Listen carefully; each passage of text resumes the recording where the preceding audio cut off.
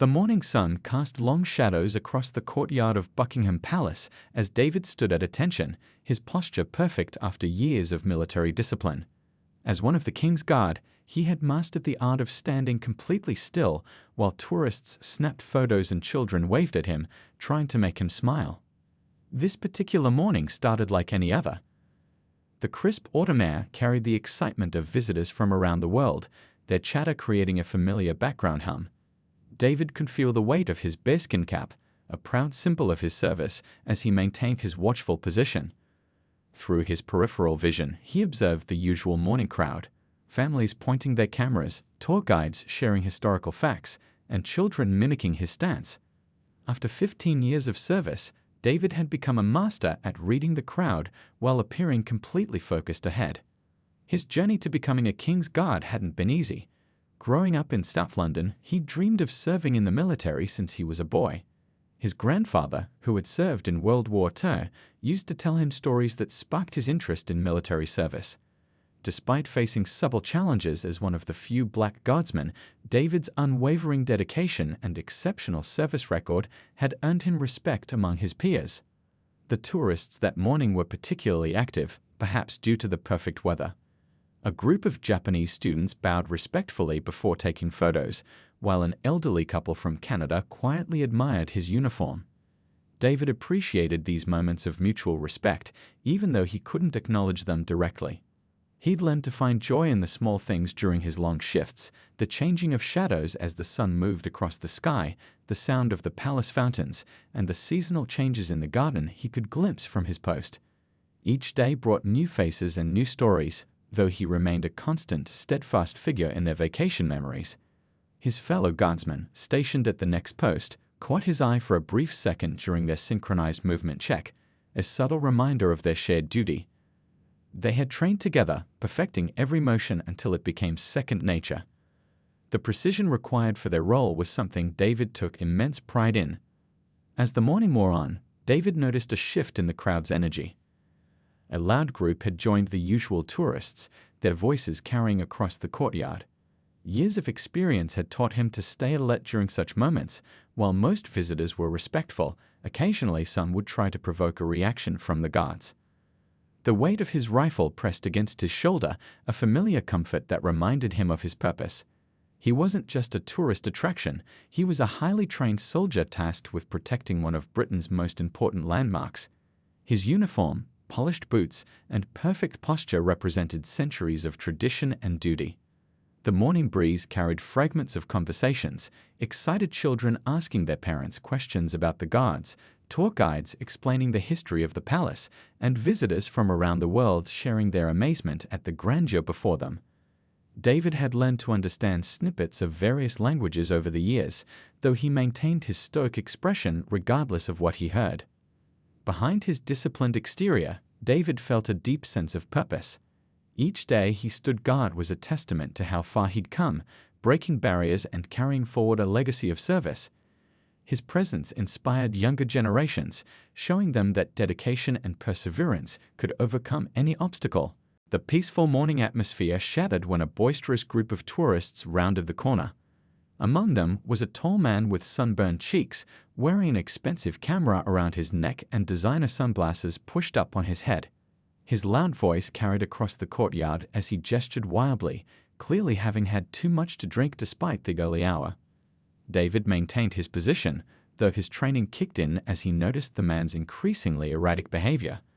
Other tourists began stepping away, creating a small circle of space around the intoxicated visitor. A young mother hurried her children behind a tour group, sensing the tension in the air. "Hey, you. Yeah, you with the funny hat." The man stumbled forward, pointing at David.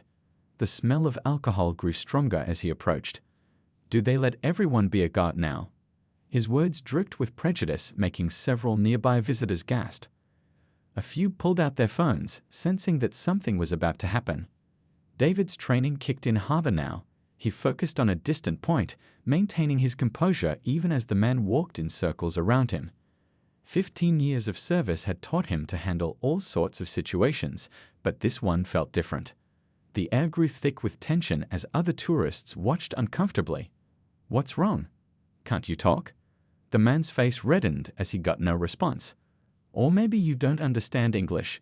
He waved his hand in front of David's face, coming dangerously close to the sacred bearskin cap that represented centuries of tradition. A palace tour guide nearby spoke into her radio, alerting security to the situation. 2 teenagers from a school group looked worried, their teacher quietly shepherding them toward the palace gates. The man's friends, seeming embarrassed, tried to pull him away. "Come on, mate, let's go get breakfast," one friend urged, tugging at his sleeve. But the intoxicated tourist shrugged him off, his attention fixed solely on David. The world seemed to move in slow motion as the tourist's fingers grazed the edge of David's bearskin cap. In that split second, 15 years of training took over. With precision that would later amaze viewers worldwide, David's hands moved in a fluid motion, catching the man's wrist firmly but carefully before it could knock off the ceremonial headpiece. "Step back from the guard." Palace security's voices rang out across the courtyard, but they were still too far away to intervene. The tourist, shocked by David's sudden movement, tried to yank his hand free, only to find himself expertly held in a control position that prevented him from causing harm to either himself or others. The crowd fell silent. Dozens of phones captured the moment as David, still maintaining perfect posture, held the man in place with minimal force. His face remained composed, professional, showing no anger or emotion despite the provocation. The only sign of the internal struggle was a single bead of sweat rolling down his temple. "Let go of me," the tourist shouted, his face now red with embarrassment rather than anger. But David's grip remained steady, calculated to restrain with. The videos spread faster than anyone could have predicted. Within hours, millions had watched the incident from dozens of different angles. Each new view showed the same thing. A guard responding with incredible restraint and professionalism in the face of harassment. Inside the palace security office, David sat quietly reviewing his incident report. The small room buzzed with activity as senior officers discussed the situation in hushed tones. His phone, stored in his locker, had already filled with messages from family and fellow guardsmen, but protocol demanded he wait until after the initial review to check them. "The news channels are all picking this up," one officer mentioned, watching the mounted TVs on the wall. The incident had already made headlines across British media, and international networks were quickly following suit. Social media platforms were flooded with opinions, most strongly supporting the guard's actions. The tourist, now sobered up in police custody, faced serious charges. His identity remained protected, but details emerged about his background: a wealthy businessman with a history of similar incidents at other tourist locations. His company had already released a statement distancing themselves from his actions. Outside, the usual crowd of tourists had swelled as word spread about what happened. Many hoped to catch a glimpse of the guard who'd handled the situation so professionally. The replacement guard at David's post noticed people pointing and whispering, wondering if he was the one from the viral videos. In the break room, other guardsmen watched the footage on their phones during shift changes. "Look at that restraint," one veteran guard commented. "Perfect form, even while subduing him." The younger guards paid close attention. This would surely become a training example for years to come. The palace press office worked overtime, fielding calls from journalists worldwide. They'd prepared a brief statement acknowledging the incident and confirming an ongoing review, but the public wanted more. Social media hashtags like #GuardianOfDignity and #RoyalGuardRespect began trending globally. David's family watched the coverage from home, proud but concerned. His young niece called him a superhero after seeing him on TV, while his mother worried about the attention this would bring. They knew his character would shine through, but the spotlight could be intense. Security experts appeared on news programs, analyzing the guard's response. Notice how he maintained his ceremonial stance even while executing a perfect control technique, one former military instructor pointed out. That shows exceptional training and discipline. Civil rights organizations and military veterans groups issued statements of support, praising the guard's measured response to a racially charged incident. However, some online commentators questioned whether breaking the traditional stillness of the guard was necessary, sparking heated debates about duty versus dignity. The palace itself remained calm despite the media storm brewing outside its gates. tourists continued their visits, now paying extra attention to the guards' unwavering discipline. Many left comments in the visitors' book, expressing admiration for the professionalism they witnessed. As evening approached, David finally checked his phone, finding hundreds of supportive messages. But one caught his eye. A note from his old drill sergeant. "You did us proud today, son. That's exactly how we train them." In that moment, despite the uncertainty ahead, he knew he'd made the right choice. The story was far from over, but this day had shown the world something important about strength, dignity, and professionalism in the face of prejudice. As the sun set over London, the incident had become more than just a viral video.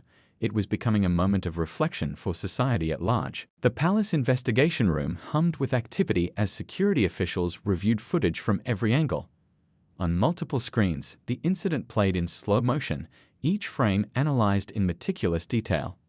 David sat straight-backed in his chair, watching his own actions with professional detachment.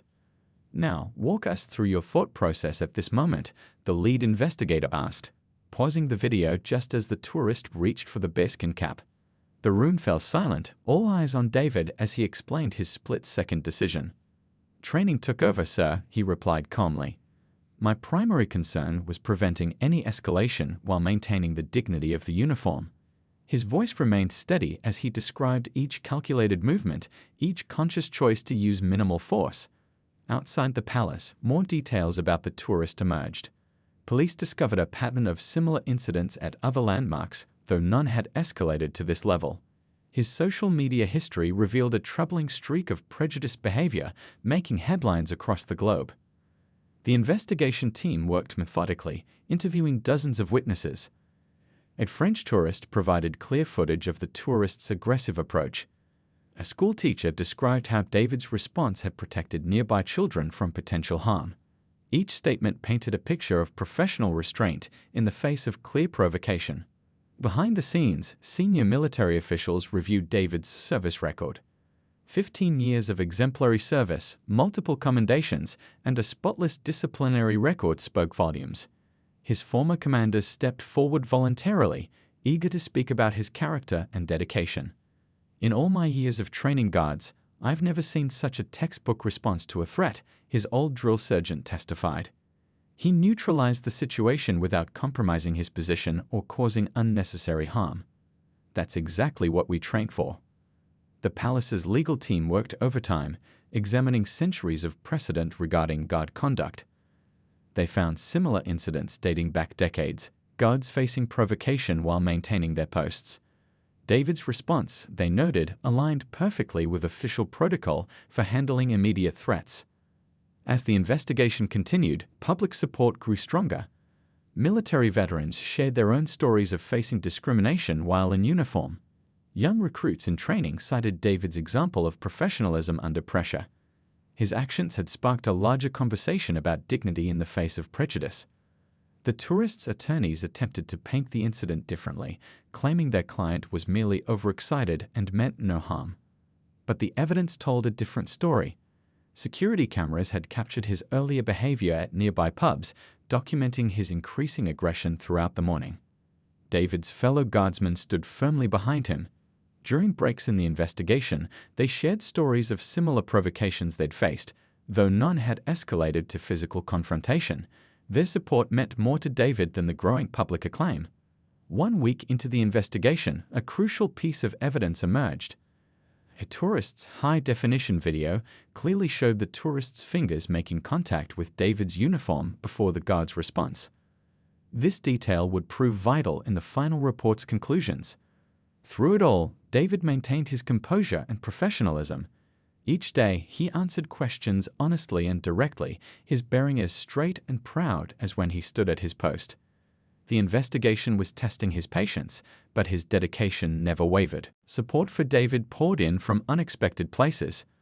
A retired Royal Guard commander appeared on breakfast television, breaking years of silence to speak about the changing face of British tradition. "What we witnessed wasn't just good training," he explained, his voice firm with conviction. "It was the very essence of what the Guard represents: dignity, restraint, and unwavering professionalism." The public response grew beyond simple social media hashtags. People began leaving flowers at the palace gates, along with notes of support. One elderly woman's message caught the media's attention. "To the guard who showed us all what true strength looks like, thank you for standing tall." Military veterans organized a solidarity march, hundreds showing up in full dress uniform. They stood at attention outside the palace, a powerful image of support that made headlines worldwide. Their message was clear. This wasn't just about one incident, but about respect for service and dignity. Local schoolteachers used the incident in their lessons about respect and standing up to prejudice. Children wrote letters to the palace, their innocent words cutting through the politics. "Dear God, you were so brave and calm. I want to be strong like you when I grow up." The tourists' workplace faced mounting pressure as the story spread. Employees spoke out about similar behavior they'd witnessed, leading to internal investigations. The company's response became a case study in corporate responsibility and addressing bias in the workplace. International tourists added their voices to the chorus of support. A Japanese tour group created a viral video bowing in respect as they passed the guard's post. American veterans shared stories of facing similar challenges in uniform, creating a global conversation about service and sacrifice. Traditional media picked up on the deeper significance of the moment. Documentary filmmakers began working on pieces about the changing face of British institutions. Historians provided context about the Guard's evolution, highlighting other moments when tradition adapted to reflect society's progress. David's fellow Guardsmen noticed a change in tourist behavior. People showed more respect, often silencing anyone who acted inappropriately near the guards. Young children would practice standing at attention, their parents explaining the importance of the guard's role with newfound appreciation. The palace gift shop couldn't keep toy guard uniforms in stock. Parents reported their children playing guard duty at home, standing straight and proud. One viral video showed a diverse group of kids taking turns playing guard, each maintaining perfect posture while others tried to make them laugh. Religious leaders and community organizers spoke about the broader implications. In those few seconds, one respected community leader said, "We saw how dignity defeats hatred, how professionalism overcomes prejudice. That's a lesson for all of us." The arts community responded in their own way. Street artists created murals celebrating the Guard's diversity. A famous composer wrote a piece called "Standing Guard," which premiered at the Royal Albert Hall. Poets and writers contributed works about duty, honor, and standing firm in the face of bigotry. Through it all, David maintained his humility. When asked how he felt about becoming a symbol of change, he responded simply, "I was just doing my duty as any guard would." His words, like his actions, reflected the quiet strength that had captured the world's attention. The palace's grand meeting room fell silent as the chief investigator stood to deliver the final verdict. David sat perfectly straight, his uniform immaculate, as 2 weeks of intense scrutiny came to an end. The morning sun streamed through tall windows, casting long shadows across the polished floor. After thorough review of all evidence, the chief began, "This committee finds the guard's actions were not only justified but exemplary." The words echoed in the quiet room. His response demonstrated exceptional restraint and adherence to protocol under extreme provocation. The tourist faced serious consequences for his actions. The court handed down charges for assault and hate-motivated behavior, along with a hefty fine and mandatory cultural sensitivity training. His public apology, though late, seemed genuinely remorseful as he acknowledged how his actions had affected not just one person, but an entire institution. The palace announced new training protocols, using footage from the incident as an example of proper response to harassment. Senior guards incorporated the case into their teaching, showing new recruits how to balance tradition with the need to adapt to modern challenges. Changes rippled through other royal institutions. The palace updated its visitor guidelines, adding clear language about respect and consequences for inappropriate behavior. Security staff received additional training in handling similar situations, with emphasis on maintaining dignity while ensuring safety. David returned to his post to find something unexpected. Respect from tourists had deepened. People no longer just saw a guard in a ceremonial uniform, but a symbol of how tradition could stand firm while embracing progress. Young visitors from diverse backgrounds would point and whisper, "I could do that one day." The story reached beyond palace walls. Schools invited veteran guards to speak about duty and respect. Police academies studied the incident as a perfect example of measured response to provocation. Military units worldwide incorporated the footage into their training about maintaining professionalism under pressure. One morning, as David stood at his post, an elderly guard veteran approached. He stopped at the proper distance, stood at attention, and saluted. No words were exchanged, but the message was clear. The old guard honoring the new tradition, embracing change while holding firm to its core values. The tourist's story took an unexpected turn. After completing his sensitivity training, he began speaking at schools about the dangers of prejudice and the importance of respecting others. His honest acknowledgement of his mistakes and commitment to change added another layer of meaning to the incident. David's family attended a special ceremony where he received a commendation for his service. His young niece watched proudly as her uncle was recognized not just for that one moment, but for his years of dedicated service. Her dream of joining the Guard one day seemed more possible than ever. The final page of the official report included a recommendation that would change history. Formal recognition that the Guard's strength lay not in rigid adherence to the past, but in its ability to preserve dignity while adapting to the present. Future generations would learn about the day when standing still meant moving forward. As the sun set on another day of duty, David reflected on how a single moment had sparked such profound change. He stood at his post, proud and tall, knowing that his actions had helped write a new chapter in an ancient tradition, one where courage meant not just standing guard, but standing up for what's right.